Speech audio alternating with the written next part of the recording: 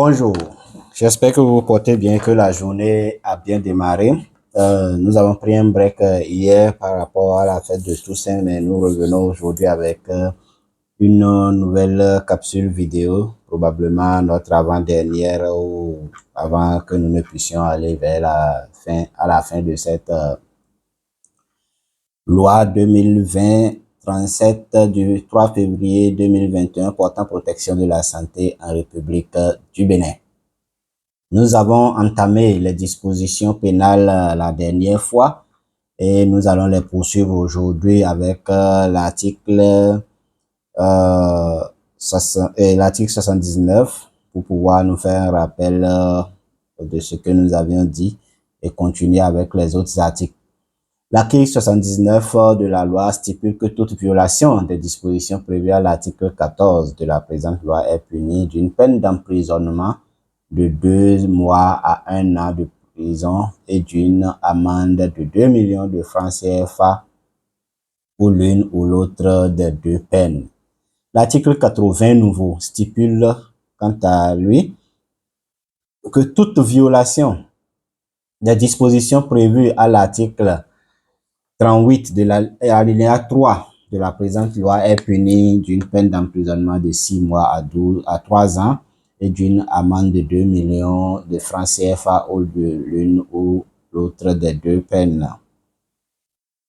L'article 81 stipule que tout refus de se soumettre au traitement dédié ou de se soumettre à un contrôle médical tel que prévu par aux articles 58 et 59 de la présente loi est puni d'une peine d'emprisonnement de 3 mois à 1 an et d'une amende de 100 000 à 200 000 francs CFA ou l'une de ces deux peines seulement. Cet article est important parce que c'est en lien avec nous, patients, en lien avec nous, usagers des services de santé. L'article 82 stipule que toute personne qui fait obstruction ou qui incite à faire obstruction au respect des dispositions du règlement sanitaire pour la gestion des maladies transmissibles ou contagieuses à potentiel épidémique susceptibles de constituer un danger pour la santé publique est passible d'une peine d'emprisonnement de 6 mois à 1 an et d'une amende de 500 000 francs CFA ou l'une de ces deux peines seulement. L'article 83, quant à lui, stipule que toute personne non habilitée qui fait une déclaration telle que prévue par l'article 62 de la présente loi est punie d'une peine d'emprisonnement de 6 mois à 1 an et d'une amende de 500 000 francs CFA ou de l'une de ces deux peines seulement. Toute entrave à l'exécution des mesures ou le non-respect des mesures prévues à l'article 62 précité en cas de déclaration d'épidémie est puni d'une peine d'emprisonnement de 6 mois à 1 an et d'une amende de 500 000 francs CFA ou de l'une de ces deux peines seulement. Sans préjudice des sanctions prévues ci-dessus, les personnes, animaux ou produits concernés peuvent être soit interdits d'entrer sur le territoire national, soit mis en quarantaine. L'article 84, quant à lui, stipule que toute entrave aux mesures annoncées à l'article 64, 63 et 60, aux articles 63 et 64 de la présente loi est punie d'une peine d'emprisonnement de 6 mois à 1 an et d'une amende de 500 000 ou de l'une de ces deux peines seulement. Enfin, au niveau de l'article 85, concernant les dispositions pénales, il est stipulé que toute violation des dispositions des articles 66 à 68 de la présente loi est punie d'une peine d'emprisonnement de 2 mois à 1 an et d'une amende de 500 000 francs CFA ou de l'une ou l'autre de ces deux peines seulement.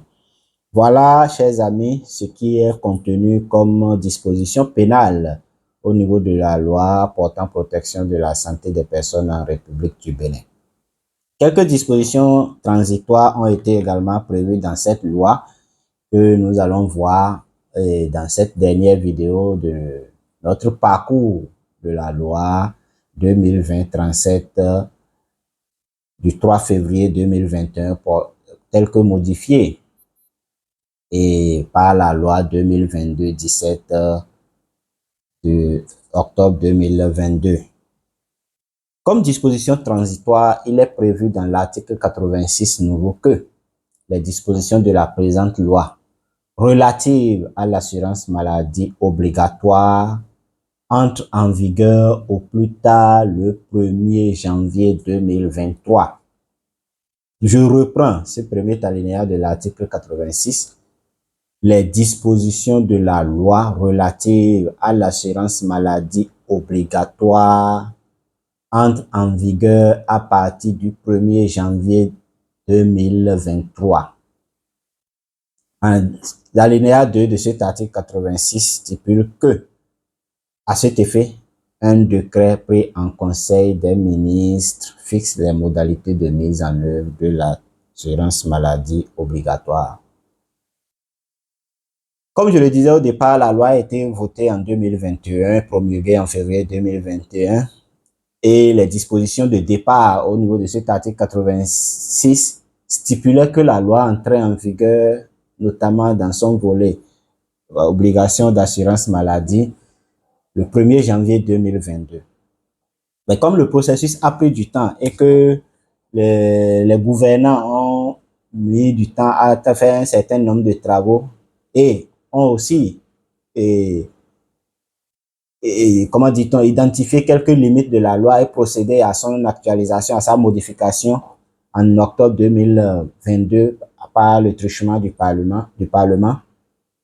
La loi était censée entrer en vigueur pour les dispositions en lien avec l'assurance maladie obligatoire à partir du 1er janvier 2023. Donc, normalement, conformément à cette loi-là, à partir du 1er janvier 2023, toute personne résidente au Bénin, béninois ou non béninois, doit pouvoir disposer d'une couverture maladie pour pouvoir être prise en charge dans les formations sanitaires.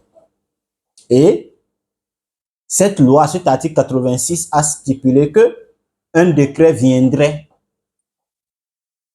préciser les modalités de mise en œuvre de l'assurance maladie.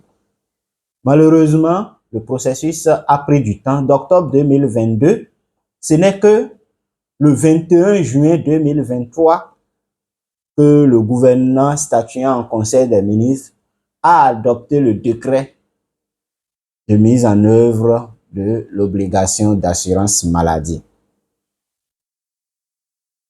Et à la suite de l'adoption de ce décret-là, il est ressorti qu'il y a encore nécessité de prendre des arrêtés. Et ces arrêtés qui sont en attente pour que la loi puisse entrer véritablement en vigueur. Sinon, pour le moment, cette obligation qui est faite à toute personne résidant au Bénin d'avoir une assurance maladie obligatoire n'est pas encore en vigueur. Le processus est en cours et nous espérons qu'à partir de janvier 2024, le processus va prendre corps avec la prise des arrêtés et bien sûr des dispositions pratiques pour la mise en œuvre de cette assurance maladie, que ce soit pour les fonctionnaires du secteur public ou du privé, que pour ceux qui évoluent dans le secteur informel et le monde agricole. Enfin, les dispositions finales de cette loi stipulent au niveau de l'article 87 que la présente loi sera exécutée comme loi d'État. Voilà, chers amis, le contenu de la loi 2022 et 2020-37 du 3 février 2021, tel que modifié par la loi 2022-17. J'espère qu'on a tous appris quelque chose de cette loi-là. J'espère qu'on a pris des notes pour ne pas tomber dans les travers de la loi et que nous allons ensemble pouvoir en débattre à diverses occasions, ici ou ailleurs, pour pouvoir mieux appréhender les dispositions de cette loi-là et les appliquer. Nous allons poursuivre l'aventure prochainement avec le décret du 21 juin 2021. 23. Merci beaucoup. À bientôt.